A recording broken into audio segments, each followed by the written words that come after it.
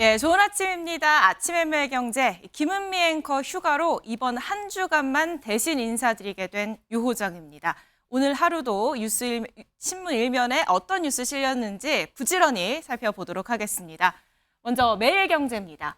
매년 축구장 1,200개 가수원이 사라진다. 어떤 뉴스냐 하면요. 요즘 많이 더우셨죠.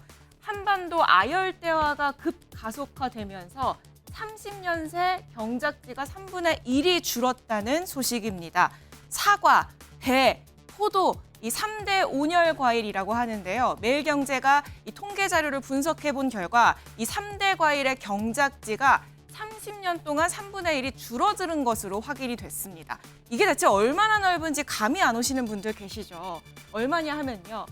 매년 축구장이 1,200개가 줄어든다. 이렇게 보시면 됩니다. 어마어마한 면적이 줄어들고 있는 건데 그만큼 국민 소비가 많은 과일들이기 때문에 푸드플레이션, 이 음식값이 올라가는 것으로 연결될 수 있다라는 우려도 제기되고 있습니다. 다음 일면 가보겠습니다. 예, 이번에 중앙일보입니다. 어제 국회가 일요일 주말인데도 불구하고 시끌시끌했죠. 국민의힘 대선 주자급 당권 주자들이 연이어서 출마 회견에 나섰습니다. 지금 보시면 각 주자들이 1시간 간격으로 릴레이 선언을 했는데 중앙일보가 각 후보들의 키워드를 이렇게 정리했습니다. 한동훈 전 위원장, 최상병 특검법 발의할 것. 그리고 나경원 의원은 당정 동행으로 키워드를 잡았고요. 원희룡 전 장관은 용산 신뢰, 원팀을 강조했다라고 정리를 했네요. 일찌감치 출마 선언을 한 윤상현 의원은 민주당 대표 출마 선언인 줄 알았다라고 얘기를 했는데 누구를 위한 비판인지는 잠시 후 대담에서 살펴보도록 하겠습니다. 같은 소식 많은 조간 신문들이 다루고 있었는데요. 같은 날 같은 장소에서 이렇게 대선 주자급들이 출마 선언을 한다는 건 메시지 정면 대결에 나선 걸로 봐야 하거든요. 이 대결의 승자는 누구일지 조간에서 대충 확인을 할 수 있었습니다. 상당수 조간은 한 전 위원장의 메시지에 주목을 했습니다. 한, 당대표 되면 최상병 특검법 발의. 그만큼 다른 주자들이랑 차별화된 메시지였기 때문으로 보이는데요. 이 최상병 특검법 같은 경우에는 대통령의 입장과 지금 엇갈린 입장을 내놨고 또 나머지 당권 주자들과도 차별화된 입장을 내놨기 때문에 상당수 조간에서는 같은 소식을 전하면서 한동훈 전 위원장의 워딩을 헤드라인으로 꼽아서 전하고 있는 모습 볼 수 있습니다. 과연 전당대회 결과에는 어떤 영향을 미칠지 잠시 후 네 분과 함께 대담해서 더 짚어보도록 하겠습니다. 다음 일면 넘어가 보겠습니다. 이번엔 동아일보입니다. 북러가 유사시에 군사 지원을 할 수 있다라는 걸 조약으로 맺었죠. 명문화했다는 소식 지난주에 전해드렸는데요. 거기에 대응하기 위한 방안으로 국정원 산하연구원, 국가안보전략연구원에서 자체 핵무장을 검토해야 한다라는 보고서를 내놨습니다. 북핵 문제에 대응하기 위한 방안들을 논의하고 있는 과정인데 여기 보시면 전술핵 재배치, 핵 공유 방안도 거론이 되고 있고요. 더 나아가서 아예 한국이 자체 핵무장을 하는 방안을 정부가 검토해야 합니다라는 보고서가 나온 상황입니다. 한미, 미국에서도 마찬가지로 핵무장을 향해서 가고 있다라는 말이 나오고 있는 상황인데 북러 간 이 관계 속에서 한반도 관련 외교 정세도 굉장히 급박하게 돌아가고 있는 모습입니다.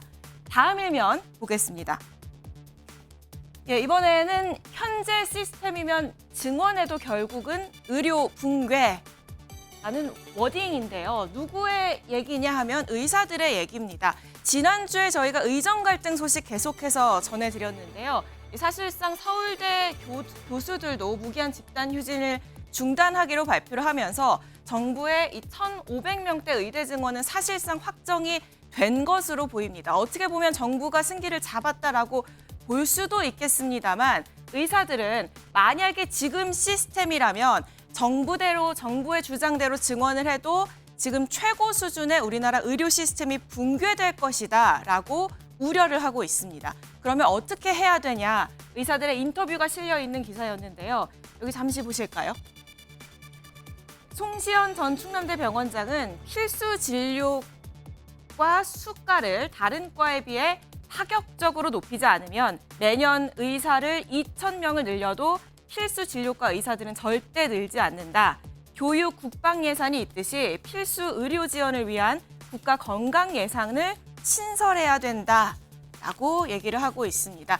이 방안을 포함해서 의료개혁은 이제부터가 시작이다라는 전문가 말들이 있기 때문에 정부가 이런 지점에도 충분히 귀를 기울여야 할 때 아닌가 싶습니다. 마지막 일면 보겠습니다.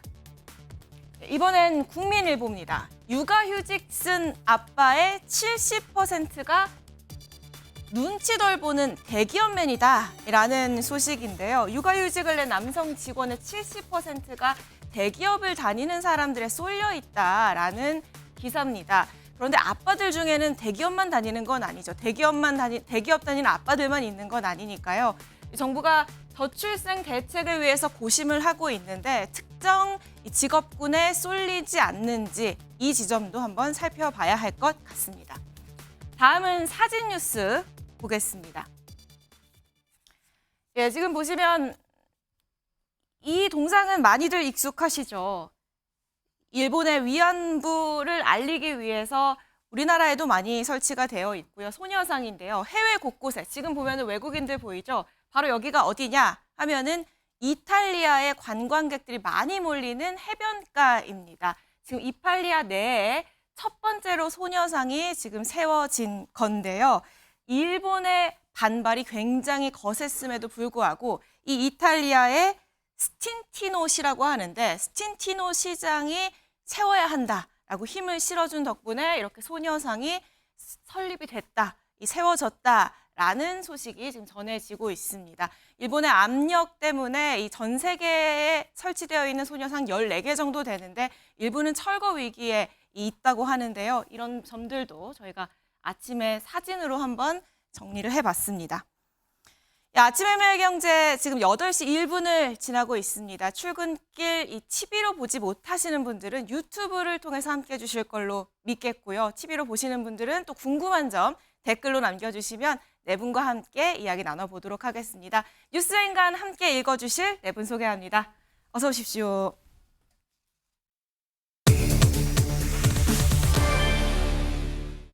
(73일) 만에 등판.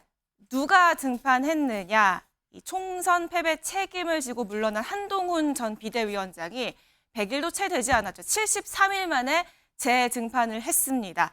당권에 도전하기 위해서인데요. 바로 어제 국회에 이 3명의 여권의 중량급 인사들이 국회 소통관을 찾았습니다.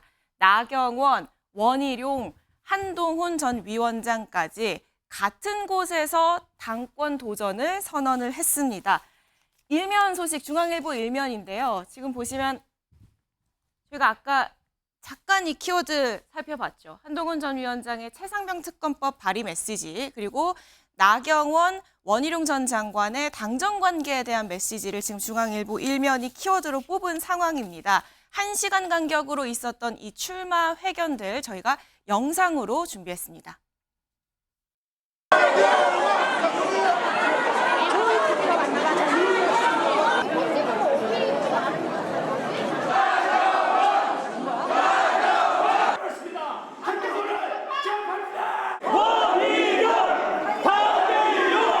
반드시 보수 재집권에 성공해야 합니다.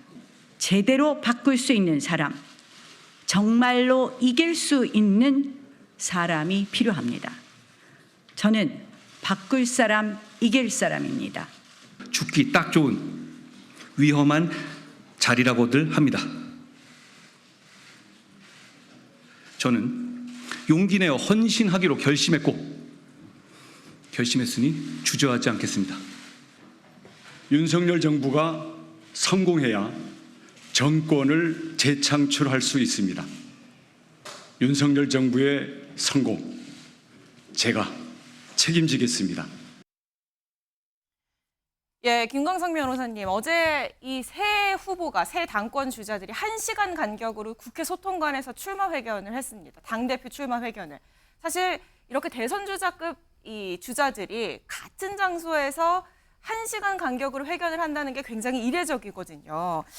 어떻게 보셨습니까? 한동훈 전 위원장이 2시에 하겠다라고 얘기를 했고 그럼 원희룡 전 장관이 그럼 3시, 나경원 의원이 그럼 난 1시 하면서 쪼르르 릴레이 회견을 하게 됐는데 원희룡 전 장관과 나경원 의원이 같은 날 앞뒤를 선택한 이유는 뭐라고 보세요? 일단 아마 이런 경우가 대한민국 정치 역사에서 처음 있을 거예요. 여기 여러 가지 이유가 있겠지만 일단 어제와 오늘이 등록하는 날이 아닙니까?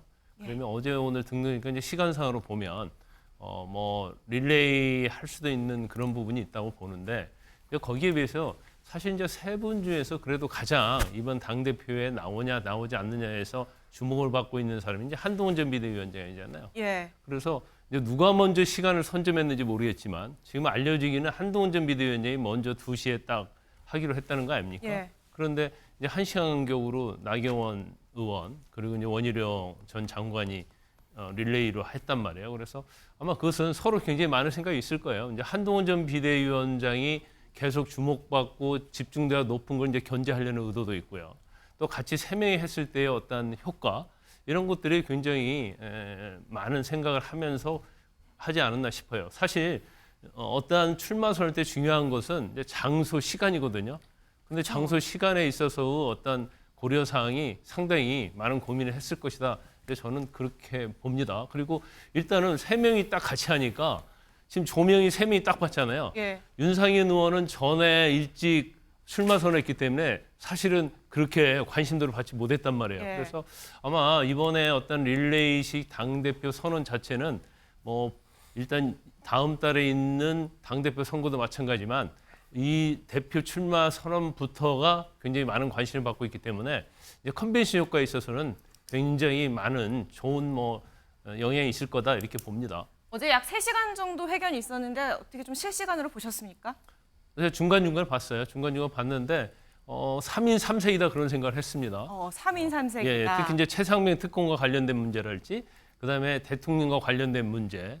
그래서 이것만 가지고도 뭐 친윤이냐 비윤이냐 뭐 친한이냐 이렇게 나눠지지 않습니까? 뭐 그런 것 자체는 지금 국민의힘 내부에 있어서 어떤 굉장히 다양성 이런 것들이 민주당과 비교되기 때문에 뭐 상당히 제가 볼 때는 정치적으로는 바람직하다 이렇게 봅니다. 예, 사실 여소야대 이 전국 속에서 국민의힘이 좀 무기력하다라는 기사들이 많이 나왔는데 이 전당대회 이 대선 주자급 후보들이 같은 날 회견을 하면서 어떻게 보면 여당 내에서 굉장히 활기찬 모습을 오랜만에 본 것 같기도 합니다.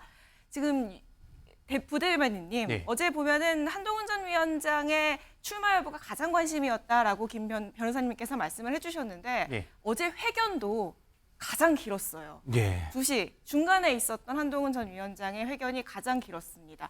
그러니까 회견 모두 발언 자체도 길었고 백브리핑까지 길어지면서 1시간이 좀 부족한 듯한 모습이었거든요. 예. 다른 두 후보들은 약 나경원 의원 같은 경우는 7분 반 정도 회견을 했고 이후에 백브리핑까지 한 3, 40분 정도 걸렸고요. 원희룡 전 장관 같은 경우에는 회견이 짧았습니다. 짧고 굵었다고 해야 될까요? 예. 4분 정도 걸렸고 이후에 3시 반 정도의 브리핑까지 다 마쳤는데 한 전 위원장이 출마 선언 28분을 포함해서 1시간이 부족한 것처럼 느껴졌던 이유, 이런 차이는 어디서 나오는 걸까요? 이게 아무래도 한동훈 위원장에게 붙는 여러 가지 이제 그 기대도 있고 또 불안도 있는데요. 그 중에 가장 우려 섞인 목소리가 바로 경험과 이제 경륜의 부족감을 많이 꼽잖아요. 많은 분들이.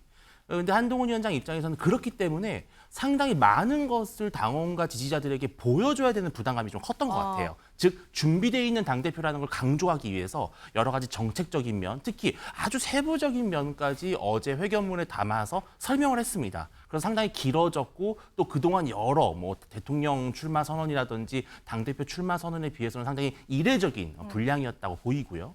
이게 이제 출마 선언을 오늘 이렇게 하루에 모든 세 후보가 하게 된 배경이 상당히 좀 흥미롭습니다. 뭐냐면은 원래는 제가 듣기로는 한동훈 위원장이 서울시청 광장이나 이런 야외에서 할 거라는 얘기가 많았었어요. 예. 그런데 원희룡 장관이 먼저 출마 소식을 전했단 말이죠.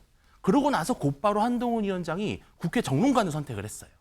그게 뭐냐? 약간 원내의 구분을 좀 의식했다는 얘기가 있어요. 그래서 한동훈 위원장이 2시로 밝히고 그러니까 바로 원희룡 장관이 3시로 밝혔거든요.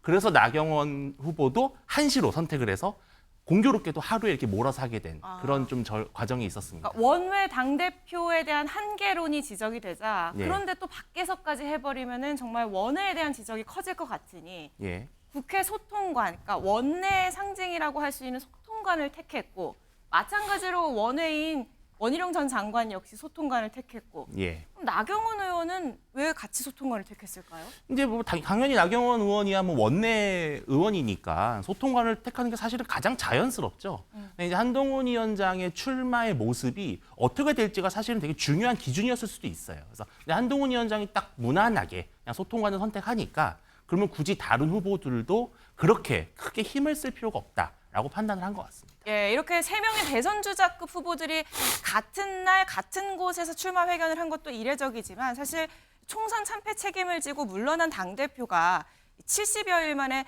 돌아온 것도 어떻게 보면 자주 있는 일은 아닙니다. 그래서 총선 참패론이 이번 전당대회 변수가 될 거다라는 얘기들이 있었는데 이걸 인식한 건지 한 전 위원장 어제 출마 선언문 자체를 총선 참패에 대한 책임론으로 시작을 했습니다. 들어보시죠. 지금 우리는 국민의 눈높이에서 민심에 반응하고 있습니까? 지난 2달은 반성과 혁신의 몸부림을 보여드렸어야 할 골든타임이었습니다. 그런데 우리는 국민의 요구에 묵묵부답 오히려 퇴보하는 모습만을 보여드렸습니다. 이재명 대표, 조국 대표가 사정없이 들이닥쳐 저를 공격했지만 통쾌한 압승을 거두었습니다. 이겨본 사람만이 이기는 길을 압니다. 총선 패배를 자초한 오만을 다시 반복할 수는 없습니다. 시행착오를 감당할 여유는 이제 없습니다. 반성합니다. 저와 당이 부족한 탓에 국민의 선택을 받지 못했습니다. 여당 선거인데 대통령을 설득하지 못했습니다. 지난 2년간 무엇을 잘못했고 남은 3년간 무엇을 잘해야 하는지 국민들께 설명하지 못했습니다. 예, 지금 보면은 당권 주자들의 총선 참패에 대한 입장을 듣고 왔는데요. 사실 전당대회 전에, 그러니까 한동훈 전 위원장이 출마하기 전에 한 전 위원장이 나오냐 마냐로 시끌시끌할 때 당내에서 시끌시끌했던 게 총선 백서, 총선 책임이었거든요. 백서에 한 전 위원장 패배 책임을 정냐 마냐로 시끄러웠는데 어떻게 보면 한 전 위원장의 예상 질문이었어요.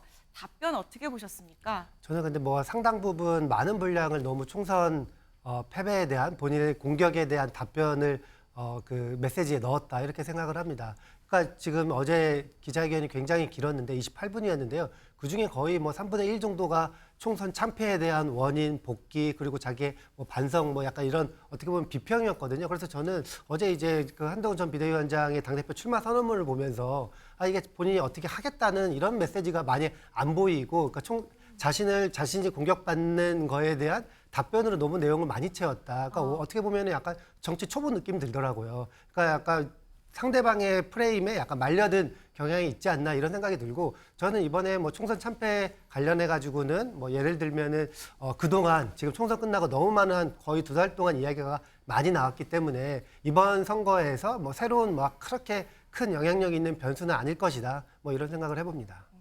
이렇게 어제 이 소통관 모습까지 좀 짧게 다뤄봤는데요. 전당대회의 가장 큰 관심은 이 당정 관계, 용산과의 관계를 주자들이 어떻게 가져갈 것이냐, 윤심을 업을 것이냐, 아니면 각을 세울 것이냐 하는 이 문제거든요. 거기에 대한 얘기를 좀 강론으로 들어가서 해보겠습니다.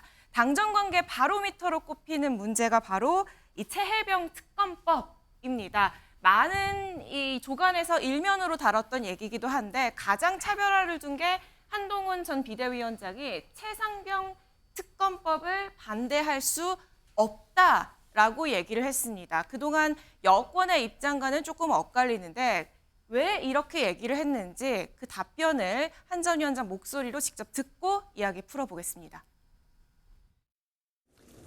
최상병 특검과 관련해서는 그 사안에 대해서 국민들께서 의구심을 가지고 계십니다. 그 의구심을 저는 풀어드려야 한다고 생각합니다. 그럼 지금 이 시점에서 우리 국민의힘이 특검을 반대할 수 없다고 생각합니다. 진실 규명을 위한 특검을 우리 국민의힘이 나서서 추진해야 한다는 것이 제 생각입니다. 그것이 우리 윤석열 정부와 우리 국민의힘을 진정으로 살리는 길이라고 저는 생각합니다. 예, 김수민 평론가님, 사실 언론이 일면에 다루는 이유는 여러 가지가 있죠. 뭐 의미가 있거나 아니면 그동안 좀 색다른 얘기를 했거나 뭐 여러 가지 이유가 있습니다. 근데 많은 조간들이 어제 이 전당대회 출마 회견문 중에서 최상병 특검법을 더 이상 반대할 수 없다라는 한 전 위원장의 이 워딩을 실었거든요. 어떻게 평가하십니까? 일단 뭐 승부수인 것은 맞다라고 평가를 해야 될 것 같고, 최상병 특검 이 얘기를 통해서 어제 졸지에 3편의 기자회견이 있었는데 이거 하나로 다 덮이는 그런 효과가 일어난 건 사실이라고 봐야 될 것 같습니다. 그리고 뭐 일단 간표 요인일 수는 있어요. 당 내에서는. 그러니까 윤석열 대통령을 아직도 지지하고 있는 여러 당원들 사이에서는 이제 표가 떨어질 수는 있겠는데, 다만 이번 선거에서 그런 비윤 계열이라든지 이쪽 표심은 누구를 지지하느냐, 특히 유승민 전 의원이 또 출마를 하지 않았기 때문에 그런 표심이 또 크게 관건이었는데, 오히려 비윤 표심도 뭐 나경원 의원이라든지 윤상현 의원이 아니라 한동훈 전 위원장으로 쏠리게 되는 거 아닌가. 결국에 한동훈 대 나머지라는 구도, 이 프레임은 계속해서 더 강화되는 것이 아닌가, 이런 생각이 들었습니다. 그런 의미에서는 어쨌든 뭐 득표, 간표 이걸 떠나서 승부수는 맞다. 구도의 어떤 효과 이런 것들은 분명히 줬다라고 볼 수가 있겠고요. 다만 한 가지 지적할 거는 이제 최혜병 특검법 얘기를 하면서 김건희 영부인 특검법에 대한 얘기도 같이 했는데, 그 특검은 이제 뭐 검찰 수사를 지켜봐야 된다 뭐 이런 취지였지만, 사실 검찰 수사는 한지 꽤 됐고 그동안에 지연되었던 거죠. 그러니까 얼마 전에 영부인도 수사 대상이 맞다라고 겨우 2년 만에 얘기를 했는데, 사실 그걸 봤을 때는 검찰의 지금까지의 흐름 이런 걸 봤을 때는 설령 남은 기간에 수사를 잘한다 할지라도 특검으로 가야 될 확률이 있습니다. 근데 일단 김건희 영부인에 대한 특검을 반대하기 위해서 최혜병 특검은 찬성하는 이런 전략적인 의도도 있는 거 아닌가, 이건 좀 지적을 할 수밖에 없겠습니다. 네. 그러니까 이게 승부수인 건 맞지만 전당대회에 도움이 될지는 아직 미지수다. 그리고 함께 특검법으로 거론됐던 김건희 여사 특검법에 대한 발언에는 좀 아쉬움이 있었다라는 얘기이신 건데, 좀 바로 볼까요? 승부수인데 과연 전당대회에 도움이 될 수 있을지 모르겠다라고 하셨던 부분, 다음 기사 함께 보면요. 바로 다른 경쟁 주자들의 견제가 나왔습니다. 이 특검론에 나경원 의원은 순진한 발상이다. 원희룡 전 장관은 순서가 틀렸다. 그리고 윤상현 의원은 야당 후보냐. 저희가 일면할 때 민주당 후보 출마 선언인 줄 알았다라는 비판이 있었다 했는데, 바로 이 특검에 대한 입장을 두고 윤 의원의 입장인 것으로 지금 확인이 되고 있죠. 김건상 변호사님, 어떻게 보십니까? 바로 지금 당권 주자들의 견제가 시작이 됐습니다. 비판이 있고 비판이 굉장히 세요, 수위가. 한 전 위원장의 승부수는 맞다라는 평론가분의 이제 논평이 있었는데, 변호사님은 어떻게 평가하시는지 궁금합니다. 당연히 감수를 해야죠. 지금 대통령의 임기가 3년 남았단 말이에요. 근데 저는 이제 개인적으로 볼 때 최상병 특검하고 김건희 여사와 관련된 문제를 이걸 덮고 넘어갈 수가 없어요. 어떤 형식이든지 이걸 풀어야 하거든요. 그렇지 않으면 3년 내내 민주당과 야권으로부터 공격을 받을 것이고, 그 대통령이 대통령으로서 어떤 역할을 하는데 한계가 있을 수밖에 없거든요. 그런데 최상병 특검 같은 경우에는 굉장히 어떤 민심이 요구하는 거잖아요. 그러면 한동훈 전 비대위원장은 민심을 바라보고 대표를 하겠다는 거 아닙니까? 정치하겠다는 거잖아요. 그럼 결국 민심 따를 수밖에 없어요. 그런데 최상병 특검을 민주당의 특검을 받겠다는 게 아니고, 그중에서 이제 독과수 조항이 있거든요. 뭐 야권이 추천한 특검을 뭐 임명할 수밖에 없는, 그러니까 그런 부분을 제거하고 공정한 특검을 우리가 만들어서 선제적으로 하겠다는 거예요. 그러면 지금 뭐 김건희 여사와 관련된 부분도 그렇고 최상병 특검과 관련된 부분도 그렇고, 그러면 나머지 뭐 나경원, 원희룡 이런 분이 대표가 됐을 때, 그럼 앞으로 3년 동안 계속 특검 방어만 하다가 끝날 건가요? 그러면서 지방선거 치르고 대선 치를 거예요? 그렇게 하면 폭 망하는 거죠. 그러면 이걸 어떤 해법을 내놓을 수 있는 것은 결국 국민의힘의 당대표밖에 낼 수밖에 없고, 대통령실에서 자승 잡아가는데 이걸 어떻게 해결할 수 있겠습니까? 결과적으로 민심을 따라갈 수밖에 없는 거예요. 근데 따라가는 방법에 있어서 어떻게 할 것인가, 그 부분에 대해서 이제 한동훈 전 비대위원장이 제시를 했다고 이렇게 보이거든요. 그래서 아마 최상병 특검이 이대로 뭐 거부권 행사한다고 해서 그대로 끝나지는 않을 겁니다. 그러면 거기에 이제 선제적인 해결책이 있지 않은데 이제 그걸 한동훈 전 비대위원장이 제시를 했다고 보고 이거 자체가 꼭 뭐 윤 대통령과 각을 세우는 게 아니고 오히려 선제적으로 해서 어떤 결론이 좋게 나오면 그건 윤 대통령이 앞으로 정치하는 데 있어서 대통령 역할을 수행하는 데 있어서 도움이 된다고 보고 있고 대통령실 입장에서도 아무런 문제가 없다고 얘기를 하고 있잖아요. 예. 그러면 공정한 특검이 임명이 돼서 이걸 특검을 하게 되면 뭐 아무런 문제가 없이 해결될 것이기 때문에 이건 결국 보수라지 대통령실에도 도움이 되는 것이 아닌가 싶습니다. 근데 결국에 대통령실에 결국에 결론적으로 여권에 도움이 되는 일이라면은 이게 뭐가 문제냐? 당대표가 감수해야 할 일이다라고 말씀을 해주셨는데 지금 변호사님 민주당 후보 출마 선언인 줄 알았다라는 공격까지 나오고 있는 상황에서 이 당심에 좀 간표 요인이 될 가능성은 어떻게 보십니까? 충분히 간표는 될 수 있죠. 특히 윤 대통령 지지자들은 많은 공격을 할 것이고 절대로 한동훈 전 비대위원장에게 표를 주지 않을 거예요. 그렇지만 그 육골 참단이라는 얘기를 지금 언론에서 하고 있더라고요. 그러니까 조금의 손실은 있지만 결국 큰 그림으로 가야 하는 거예요. 그걸 한동훈 전 비대위원장은 생각을 하고 있는 것이고 아마 저는 개인적으로 볼 때 지금 당대표에 그치지 않고 결국 더 대통령이랄지 이제 큰 정치를 해야 할 생각을 하고 있을 겁니다. 그러면 여기서 단지 윤 대통령을 계속 뭐 방어하고 그런 식의 어떤 당을 운영해서는 본인이 사실은 큰 정치 할 수 있는 문이 열리지 않는 거죠. 근데 그래서 아주 전체적으로 아마 큰 그림을 그리고 있지 않나 그런 생각이 드는 겁니다. 예, 바로 이 다른 후보들의 견제가 시작이 됐는데요. 나경원 의원 이 출마 회견을 듣자마자 페이스북에 글을 올렸습니다. 어떤 얘기를 했냐면 저희가 그 나경원 의원의 발언을 같이 함께 보실까요?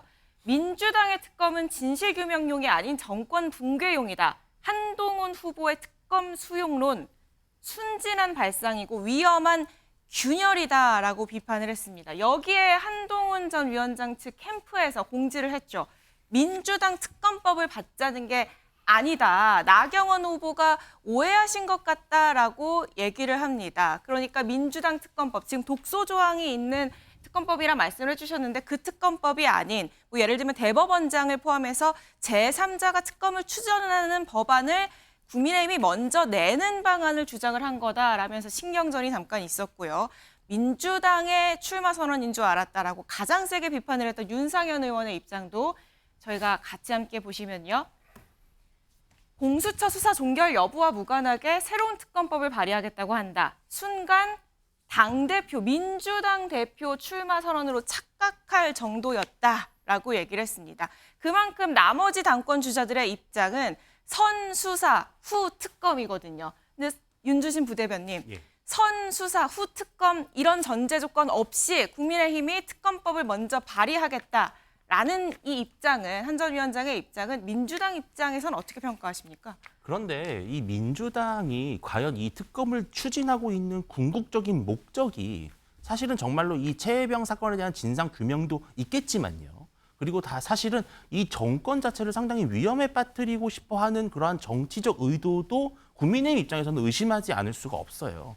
그렇다면은 이 한동훈 위원장이 만약에 아무리 국민의힘 당론으로 법안을 특검법을 발의한다 할지라도 민주당이 원하는 딱 두 가지입니다. 첫째, 특별검사를 누가 추천할 수 있도록 할 것이냐라고 하는 문제고요. 두 번째는 이 수사 과정에서 인지되는 다른 별건에 대한 수사를 가능하게 하자는 거거든요. 이 두 가지에서 민주당이 지금 이 상임위 18개도 독식하려고 하는 민주당인데 과연 그 두 가지 조건에서 물러날 것이냐. 그렇기 때문에 결국은 한동훈 위원장은 어떠한 자충수에 걸릴 수 있냐면은 진정성이 의심된다라는 쪽으로 공세를 받을 수가 있어요. 그래서 한동훈 위원장이 이런 식으로 특검을 먼저 하겠다라고 했을 때 이게 민주당 특검이냐, 국민의힘 특검이냐를 떠나서 과연 최혜병 특검을 추진할 것이냐 말 것이냐라고 하는 이 양자택일에 몰리게 되면은 상당히 정치적으로 곤란해질 수 있다는 거죠. 그런 의미에서 이제 다른 후보들이 좀 비판을 한 것 같은데 다만 한동훈 후보가 특검법에 대해서 전향적인 입장을 보인 것이 한동훈 위원장 개인의 어떤 큰 정치를 위해서는 아무래도 좋은 시도였다 이렇게 보입니다. 네. 사실 이 특검법 관련해서가 당정 관계 좀 바로미터로 여겨졌는데 당정 관계 전체로 좀 범위를 넓혀보면은 지금까지는 좀 3대1 구도였거든요. 그런데 당정 관계에 대한 입장만 보면은 후보 간의 입장이 미묘하게 엇갈립니다. 저희 세계일보 3면에 있는 나경원, 원희룡, 한동훈 주자의 각각의 입장을 한번 살펴보도록 하겠습니다. 나경원 의원은 당정 동행해야 한다. 그러니까 뭐 보조를 맞춰야 한다. 어떻게 보면 좀 중간자적 입장인 거죠. 그리고 원희룡 전 장관은 원팀으로 성공을 해야 한다. 라면서 원팀을 강조를 했고요. 한동훈 전 위원장은 수평적 재정립, 그러니까 수직적 당정 관계에서 벗어나는 좀 변화에 방점을 둔 상황입니다. 여성훈 해정관님, 지금 보시면 당정 관계에 있어서는 이 어제 이제 기자회견을 한 세 후보만 보면은 미묘하게 온도차는 있습니다. 어떻게 보면 나경원 의원과 원희룡 전 장관도 좀 차이가 있거든요. 어떻게 보세요? 그러니까 본인이 이제 지금 선택하고 있는 뭐 용산과의 관계 기조를 보여주고 있다고 보여지는데요. 그러니까 나경원 의원 같은 경우에는 이제 당정 동행, 한마디로 이제 비윤, 나는 어느 쪽도 아니다. 이런 이야기를 당정 동행으로 이제 표현하신 것 같고, 예. 원희룡 장관은 지금 친윤 후보를 내세우고 있거든요. 그래서 원팀, 용산과 원팀 하겠다 이런 의미고, 한동훈 전 장관 같은 경우에는 이제 뭐 어떻게 보면 반윤까지는 아니지만 반윤에 가까운 프레임인 것 같아요. 그러니까 여기 다른 후보들과 달리 용산이랑 확실하게 선을 긋겠다, 수평적인 재정립 이거거든요. 계속 이야기 나왔던 게 이제 당정의 수직적 관계다 이런 이야기 나왔거든요. 그 이야기가 뭐냐면은 용산이 시키는 것만 하는 거냐, 국민의힘이 우리가 할 말 좀 하자 이야기인데, 한동훈 장관이 이제 용산을 향해서 대통령을 향해서 할 말을 하겠다 이런 메시지를 낸 것으로 보입니다. 그러니까 지금까지 이제 한동훈 전 비대위원장의 메시지가 다른 두 분과 약간 좀 결이 다른데, 예컨대 이제 뭐 최혜병 특검법 같은 경우에는 저는 이게 이제 약간 메시지 약간 혼선이 있었다 이렇게 보여져요. 그러니까 본인이 최혜병 특검법을 세게 이렇게 부각시키고 싶었다면은 그 28분 안에 있었던 메시지 본문이 있잖아요. 예. 그러니까 그 출마 선언문 그 안에 넣었어야 되는데 그 안에는 넣지 않고 약간 백브리핑 때 이 이야기가 나왔거든요. 예. 그리고 또 하나는 제가 메시지 혼선이나 보는 이유 중에 하나가, 또 하나는 김건희 여사 특검법은 또 안 받겠다는 거예요. 그러니까 여기에 대해서 약간 특검법에 대해서 약간 이중적인 모습이, 약간 애매한 모습. 이 메시지를 확실하게 안 정했다. 그러니까 한마디로 국민만 보고 갈 거냐, 아니면 지지층을 보고 갈 거냐, 이걸 정해야 되는데 그걸 아직 안 정하신 것 같아요. 지금 보면은 나경원 의원은 비윤, 원희룡 전 장관은 친윤, 한동훈 전 위원장은 반윤에 가깝다라고 말씀을 해주셨는데, 저희가 이 후보들의 입장을, 당정 관계와 관련한 입장을 영상으로 준비를 했습니다. 저는 계파도 없고 앙금도 없습니다. 줄 세우는 정치, 줄 서는 정치, 제 사전에는 존재하지 않습니다. 자유롭습니다. 각 세울 것도 눈치 볼 것도 없습니다. 원팀이 되어야 합니다. 108석으로는 다 똘똘 뭉쳐도 버겁습니다. 우리는 모두 동지입니다. 우리 윤석열 정부의 성공을 위해서는 가장 중요한 게 뭐니 해도 당정관계입니다. 당정관계를 악화시키는, 당정관계를 파탄내는 그런 후보가 돼서는 안 된다. 당정관계를 수평적으로 재정립하고 실용적으로 쇄신하겠습니다. 어느 한쪽이 이끄는 대로 무조건 따르는 것이 아니라 상호 존중 속에서 치열한 토론을 통해서 해법을 찾아야 합니다. 예, 이렇게 보셨는데, 아까 뭐 비윤, 반윤, 친윤 이렇게 구분을 해주셨는데, 한동훈 전 위원장의 발언을 두고 여권 내 반응을 좀 살펴보면요, 사실상 반윤 선언이다라는 얘기가 나옵니다. 그리고 캠프 내에서도 예상보다 발언 수위가 셌다라는 얘기. 그리고 아까 좀 두 분 다 말씀해 주셨는데, 정치인으로서 홀로 서기를 노린 것 아니냐라는 분석이 나온다는 얘기가 있는데, 김수민 평론가님, 사실상 반윤 선언이다. 동의하세요? 반윤이다. 나아가서는 민주당하고 뭐가 다른지 모르겠다. 이런 반응들이 국민의힘 내부에서 나온다는데, 한국 정치의 굉장히 고질적인 이분법, 그리고 패거리주의 이런 것들이 느껴져요. 그리고 윤석열 대통령하고 한동훈 전 위원장이 어떤 정책이라든지 이념에서 어떤 차이가 있었는지 오히려 모르겠어요. 근데 최혜병 특검법이라든지 이런 얘기 몇 가지를 했다고 해서 배신자처럼 취급을 하는, 이런 것이 굉장히 폐쇄적인 정당 문화를 오히려 드러내주는 거 아닌가, 그렇게 보여집니다. 그리고 민심에 대해서도 잘 파악을 하셔야 될 게 아마 국민의힘 전통 지지층에서도 윤석열 대통령한테 전통 지지층이 그렇게 빚졌다고 생각들 안 하실 거거든요. 전통 지지층 입장에서도 대통령한테 할 말 하는 여당 대표를 바라고 있을 거예요. 근데 저는 오히려 한동훈 전 비대위원장이 지난 비대위원장 취임 이후에 몇 달 동안 윤 대통령한테 정말 할 말을 했었는가 했을 때 많이 부족한 측면이 있었고 그게 총선 참패 이유가 됐다고 보는데 오히려 국민의힘의 몇몇 인사들은 그걸 가지고 오히려 마치 배신자처럼 얘기를 하는 것 이것이 국민의힘 전통 지지층한테도 그렇게 부합하는 행보는 아닐 것으로 그렇게 보여집니다. 그러면 전통 지지층 역시 한 전 위원장의 기조에 동의를 할 거다 이렇게 보시는 건가요? 국민의힘 전통 지지층 입장에서는 이기는 정당이 중요한 거거든요. 역사를 살펴보면 국민의힘 전통 지지층 굉장히 가혹하신 분들이에요. 예전부터 김영삼 전 대통령부터 해서 그다음에 뭐 이회창 전 총리라든지 계속해서 지도자들을 갈아치워 왔습니다. 안 된다 싶으면 갈아치워 버려요. 윤석열 대통령도 그 대열에 들어가는 거거든요. 그러면 이제 한동훈 다음 차례는 한동훈이다 이렇게 돼 있는 상태인데 거기서 오히려 어떤 뭐 원희룡 전 장관이든 또 나경원 의원이든 간에 어떤 차별점 이런 것들을 보여줘야 되는 상황인데 오히려 지금 한동훈 전 위원장에 대해서 뭐 배신자 내지는 심지어 좌파라는 얘기도 나오더라고요. 이런 것들이 오히려 전통 지지층에서 봤을 때 다음 카드로 쓸 수 있는 카드구나 이렇게 보여주는 효과가 있지 않은가 이렇게 보여집니다. 예, 행정관님. 예, 저는 약간 좀 생각이 다른데요. 그러니까 예를 들어서 이준석 대표가 파격적으로 당대표에 이제 선출됐을 때 그때 이제 대선이라는 큰 선거를 앞두고 뭔가 변신이 필요하다 그러면서 지지자들이 약간 파격적인 선택을 한 거였는데 지금 같은 경우에는 앞으로 2년 동안 선거가 없고요. 그리고 대통령 선거가 3년이나 남았습니다. 저는 한동훈 전 비대위원장이 최혜병 특검법 받는다고 하는 순간 어대한 기류가 약간 꺾였다 이렇게 보여져요. 그러니까 왜냐하면 지금 이 선거가 8대2 구도거든요. 당신 8 그리고 민심이 2 구도인데 그리고 이것조차도 아마도 뭐 민주당 지지층들 그들이 다 이제 걸러지는 이런 그 투표를 할 수 있거든요. 그렇기 때문에 한동훈 비대위원장이 타겟이 정확히 약간은 잘못 잡았다. 그러니까 예를 들어서 지금 중도층 뭐 공략하고 대통령과 각 세우겠다는 거는 총선 전략이어야 돼요. 그러니까 아예 시험이 다릅니다. 총선 시험이랑 당대표 시험이 다른데 이 당대표 시험을 총선 때 너무 못 봤던 거를 너무 의식한 나머지 이 기준으로 이제 선거를 치르는 것 같아요. 그래서 저는 여당 당대표 후보가 지금 대통령 임기가 3년이나 남았는데 대통령을 돕겠다 이런 이야기를 해야 지지층들이 좋아하는 것이지 대통령이랑 선긋겠다 저는 그거는 대선 후보 메시지 같습니다. 그러니까 중도층을 잡아야지 선거를 이길 수 있는데 그거는 총선용, 대선용이지 지금 전당대회용은 아니다라는 말씀이셨어요. 그런데 지금 이 민심을 택할 수밖에 없었던 이유에 대해서 어제 한 전 위원장이 좀 비교적 감정적이라고 해야 될까요? 하는 언어로 얘기를 했는데요. 그 모습도 어쩔 수 없는 선택을 해야 했던 이유를 직접 듣고 오시죠.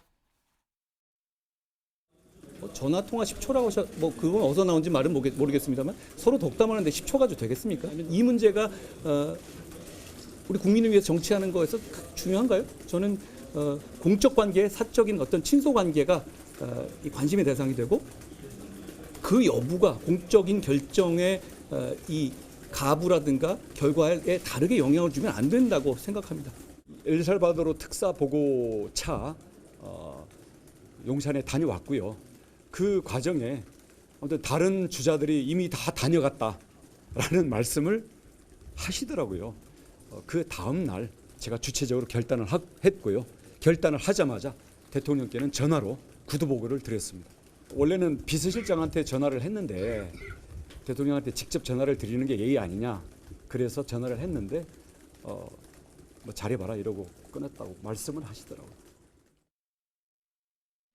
당이 정부의 정책 방향 혹은 정무적인 결정에 대해서 합리적인 비판이나 수정 제안을 해야 할 때 그럴 엄두조차 못 내는 상황들이 반복되었습니다. 우리는 국민을 위한 정치를 하는, 국민을 위해서 정치하는 사람들이고요. 민심과 국민의 눈높이, 저는 그것만 생각할 겁니다. 그리고 대통령실과 당의 관계는 어떤 수직적인 관계? 지금까지 그런 면들이 좀 있었잖아요. 그거 좋으셨어요? 그거 총선에서 판단하신 것 아닌가요? 그러지 말라고? 저도 그러면 안 된다고 생각합니다. 예, 수직적 당정 관계 그거 좋으셨어요? 그거 총선에서 판단된 거잖아요. 저도 그러면 안 된다고 생각합니다. 라고 하면서 이번에는 제대로 하겠다라는 메시지라는 걸 강조를 했습니다. 김관상 변호사님. 근데 이제 지금 10초, 의견이 엇갈렸거든요. 10초 통화를 했다랄지 아니면 주자들이 용산에 다 다녀갔는데 한동훈 전 비대위원장만 다녀가지 않았다. 이것은 일종의 이제 프레임이죠. 그러니까 반윤적인 후보다 이런 이제 프레임을 씌우는 거예요. 이제 그래야지 어떻게 보면 친윤이랄지 윤 대통령을 지지하는 세력부터 표를 얻을 수 있기 때문에 아마 그런 것만 염두에 뒀다 이렇게 생각을 합니다. 사실 대통령실에 대표 출마자 꼭 가야 하는 겁니까? 그다음에 대통령을 꼭 옹호해야 하는 건 아니잖아요. 그런데 지금 3명, 4명인데 지금 착각하는 게 있어요. 왜 지난 총선에서 폭망했는지를 잘 모르고 있는 것 같아요. 한동훈 전 비대위원장은 알고 있죠. 이미 총선까지 치렀기 때문에. 그러면 결과적으로 수직적 당정관계에 문제가 있고 대통령을 제하지 못한 책임이 국민의힘이 있기 때문에 정권 심판론이 강했고 그래서 총선에서 폭망한 거거든요. 그러면 왜 국민의힘이 지지가 없는 이유가 뭐냐? 첫 번째 이유는 수직적 당정관계였어요. 그러면 당대표 나가는 사람은 모든 사람이 수직적 당정관계를 해소하겠다. 근데 수직적과 수평적이 있을 때 수직적 당정관계는 당연히 있어서는 안 되는 거고 수평적 당정관계라는 것이 꼭 대통령을 공격하는 용어는 아니에요. 왜냐하면 지금 정부랄지 대통령실에서 잘못하면 국민의힘이 당연히 쓴소리 해야 하는 거 아닙니까? 그 한동훈 전 비대위원장이 그런 얘기를 했더라고요. 뭐 상호 존중 그리고 치열한 논쟁 당연히 이런 거 필요하단 말이에요. 그러니까 이런 거 필요 없이 뭐 그냥 동행하고 그다음에 우리는 대통령과 한 호흡을 맞춰야만이 3기 임기를 무사히 치를 수 있다? 그러면 또 망하는 거예요. 이게 자체가. 그러면 지금 왜 국민의힘이 이렇게밖에 못 되는지 지리멸렬한지 왜 대통령 인기가 없는지 그게 가장 중요한 거 아닙니까? 그러면 그걸 갖다 파악을 하고 대표로서 어떻게 하겠다는 것이 개혁이고 혁신이지 기존에 해왔던 것처럼 대통령을 존중하고 대통령을 방어하면서 계속적으로 3년 가겠다?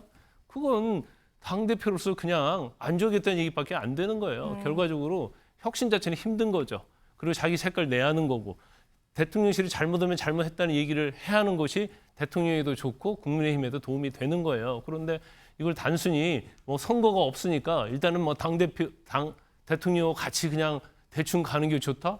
선거는 곧 와요. 우리가 뭐 지방선거 오래 남은 것 같지만 곧 있고 대선도 뭐 3년 남은 것 같지만 그렇게 많이 남지 않았어요. 2년, 3년 정도 남았죠. 차곡차곡 쌓아나가는 것이지 그때 가서 다른 말하고 그때 가서 뭔가 개혁 혁신처럼 보이는 얘기를 해봤자 국민들은 믿지 않습니다. 지금부터 바뀌어 나가야지 2년 뒤에 있을 선거, 3년 뒤에 있을 대선도 이길 수 있다라는 말씀이었는데 당심이 지금 안정적인 대통령을 확실하게 밀어주는 당대표를 원하느냐 아니면 총선에서 패배했기 때문에 좀 변화하는 당대표를 원하느냐에 대한 이 해석이 지금 엇갈리고 있는 것 같아요.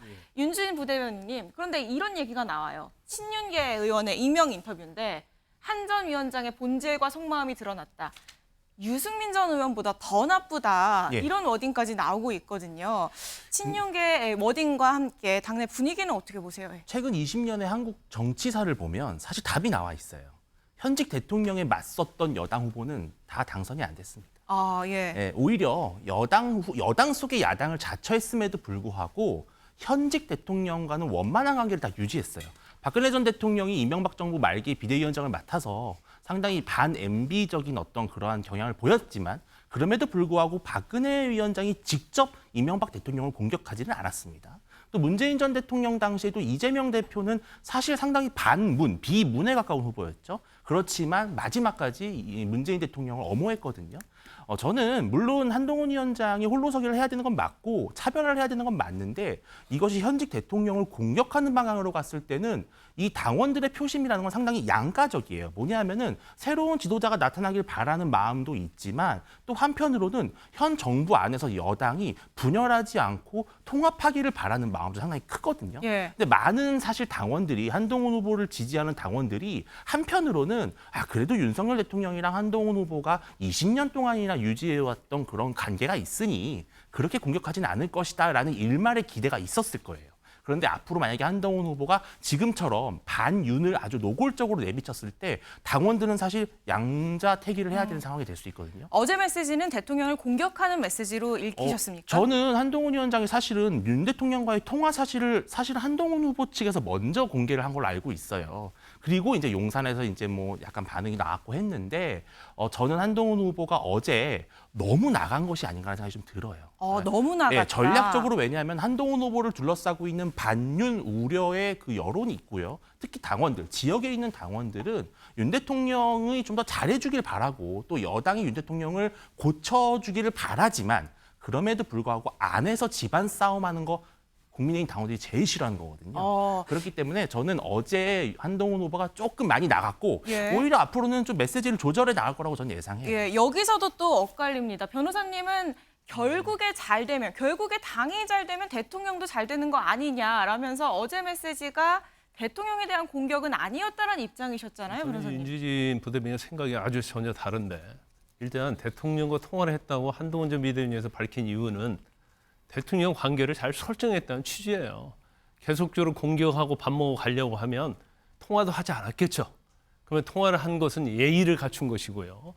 그리고 앞으로 대통령과 관계는 상호 존중하겠다는 그런 취지다고 그다음 보고요. 이제 어제 거에서 너무 나가겠다고 얘기하는데 우리가 지금 한동훈 전 비대위원이 출마를 하냐 안 하냐에 대해서 계속적으로 많은 이제까지 토론을 해왔잖아요. 방송에 많은 얘기를 했잖아요. 그래서 항상 한 얘기가 뭡니까? 최상병 특검에 대해서 어떤 얘기를 할까? 제일 중요한 거 아니에요? 두 번째, 대통령과 관계를 어떻게 가져갈 것인가? 이게 한동훈 전 비대위원장의 스탠스를 언론이 됐건 국민이 됐건 가장 관심 있게 바라본 대목이에요. 킬러 문항 두 가지였죠. 그렇죠. 네. 그러면 본인 입장에서 최상병 특검에 대한 자기의 생각을 밝힌 거 아닙니까? 그다음에 두 번째는 대통령과 관계에 있어서도 상호 존중하겠다는 거예요. 그렇지만 대통령이 잘못 가면 거기서 당연히 잘 갈 수 있도록 협치해야 하는 거 아니에요? 그러면 대통령이 잘못 가고 있고 정부가 민심과 위반해서 가고 있으면 그걸 내버려 두고 같이 뭐 동행을 해야 하니까 뭐 그냥 따라가야 하는 겁니까? 그건 아니잖아요. 그럼 할 말을 할 수 있는 당대표가 돼야 하는 거죠. 그래서 원칙론적인 이야기를 했는데 이걸 이제 반윤이랄지 아니면 대통령을 공격한다랄지 각을 세웠다랄지 그렇게 비판하는 것은 제가 볼 때는 이제 프레임을 쓰기 위한 공격이다 저는 그렇게 봐요.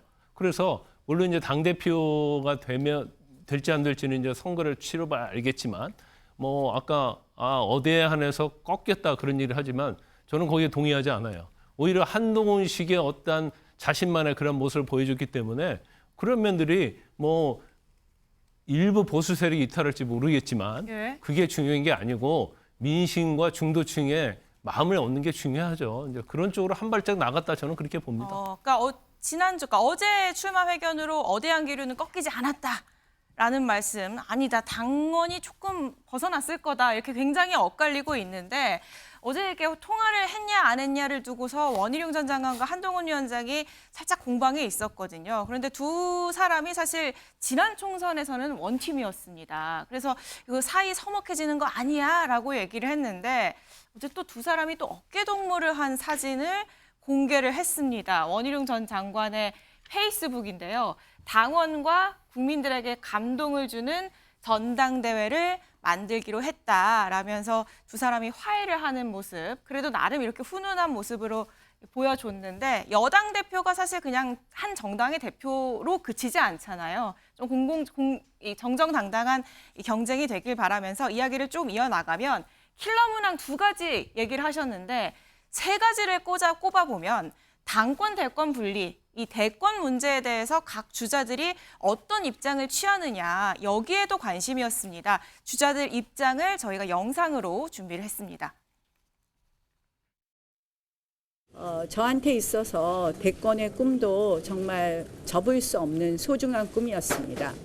그러나 지금 당이 너무 어렵고 당은 정말 절체절명의 위기라고 생각을 합니다. 그래서 저 나경원은 대선에 출마하지 않기로 했습니다. 이번 당대표를 맡아서 우리 정당을 정말 제대로 바꾸고 그래서 2027년 대선에서 반드시 이길 수 있는 정당의 기초를 만들겠다는 말씀을 드립니다.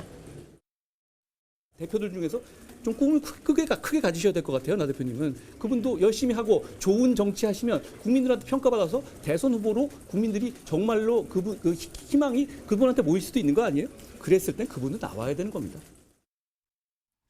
지금 대권 문제에 대해서 나경원 의원은 이 대권 불출마하겠다. 어떻게 보면 배수진을 쳤다고 해야 할까요? 당권 주자 4분 중에 좀 가장 강력한 입장을 내보였는데 여선홍 행정관님, 이거 나대 나 의원의 이 승부수라고 볼 수 있을까요? 네, 맞습니다. 저는 뭐 대권 불출마 선언이 나경원 의원 메시지 중에서 가장 약간 조금 눈에 들어왔던 부분이었거든요. 그러니까 이른바 원희룡 그리고 이제 뭐 그 한동훈 전 장관 같은 경우에는 뭐 대선 출마 계속 점령 후보로 꼽히고 있지 않습니까? 어쨌든 만약에 이분들이 당대표가 되고 대통령 선거에 출마하려고 하면 당대표 임기를 정상적으로 못 채우거든요. 그런 측면에서 볼 때 나경원 의원 같은 경우에는 나는 사심 없이 윤석열 대통령과 당의 지지율을 올릴 수 있는 사람이다. 예. 본인의 대선 플랜과 상관없다. 불출마하기 때문에 뭐 그런 측면에서 이제 그 나경원 의원의 약간 선수를 쳤다 이렇게 보여지고 지금 아마 원희룡 장관과 한동훈 전 비대위원장 같은 경우에는 어제 이제 백브리핑에서 약간 좀 애매모호하게 답변을 했는데 선거운동 기간 내내 이 대선 출마할 거냐 안 할 거냐 여기에 대해서 굉장한 좀 분명한 입장을 아마 계속 밝히라고 요구가 계속 있을 것 같습니다. 어떻게 보면은 한동훈 전 비대위원장이 수세에 몰릴 것이다. 수세에 몰릴 이슈다. 저는 이렇게 보여집니다. 이 여권의 입장도 들어봐야 할 것 같습니다. 부대변인님, 보면은 나경원 의원은 지금 불출마, 국민일보 오면 같이 보시면요. 나경원 의원은 지금 대선 불출마를 선언을 했고, 그러니까 한동훈 위원장의 차별화된 메시지에 맞춰서 나머지 세 후보들은 어떤 차별화 지점을 뒀느냐를 봤을 때 나 의원은 대선 불출마를 선언을 했고 원희룡 장관은 레드팀, 당정 원팀을 하지만 내가 레드팀이 되겠다라고 얘기를 했고 윤상현 의원은 당은 나한테 맡겨라, 전략가에게 맡겨라 이런 얘기를 했거든요. 어떻게 들으셨어요? 근데 이 당권 대권 분리는 사실 국민의힘 입장에서는 당연한 조항이에요. 그래서 예. 이번에 당대표를 나오시는 분 입장에서는 만약에 대권을 나가야 된다면 뭐 둘 중에 하나를 선택을 해야 돼요. 당권 대권 분리 규정을 고치든지 아니면은 내년 9월에 이제 당대표를 그만둬야 되거든요. 근데 아무리 봐도 이제 이게 당권 대권 분리 조항을 손을 대기는 매우 부담이 될 겁니다. 왜냐하면 현직 당대표가 당권 대권 분리 조항 때문에 대권 출마가 어려워지니까 그래서 그 규정을 고친다. 지금 이재명 대표도 지금 연임 논쟁에 엄청 휘말려 있어서 위기에 있는데 국민의힘이 과연 그러한 어려운 숙제를 풀 수 있을까는 사실 미지수예요. 그렇다면 결국은 내년 9월에 또 전당대회를 또 하거나 아니면 뭐 비대위 체제로 가겠죠. 그러한 혼란이 앞으로 이제 제기될 때마다 한동훈 위원장을 비롯해서 원희룡 후보 이런 대권 주자들의 입장이 좀 곤란해질 수 있는 거고요. 만약에 정말로 이 당권 대권 분리 조항에 대해서 계속 답을 하지 않고 계속해서 이제 만약에 한동훈 위원장이 당대표가 되는 그런 경우의 수가 벌어진다면 그랬을 때 한동훈 위원장이 당대표로서 하는 모든 일거수일투족과 결정, 특히 뭐 특검 이런 것들이 다 대권 가도를 가기 위한 수단으로 보일 겁니다. 그러면 당내 반발이 또 나올 수 있거든요. 저는 그래서 한동훈 후보가 이 당권 대권 분리에 대해서 아주 명확한 입장을 금명간에 밝히지 않는다면 이 논란이 조금 커지지 않을까 생각을 합니다. 명확한 입장이라 하면은 나간다 안 나간다를 답변을 해야 된다 이 말씀이세요? 그렇습니다. 아니면은 뭐 조기에 좀 그만둘 수 있다라는 입장을 밝혀야 되겠죠. 네. 지금 국민의힘 전당대회 다음 달 23일, 그러니까 한 달 정도 남았습니다. 앞으로 한 달간의 레이스가 더 치열해질 것으로 보이는데요. 이 부분도 아침의 매일경제와 하나씩 짚어보도록 하고요. 저희는 다음 주제로 넘어가 보겠습니다.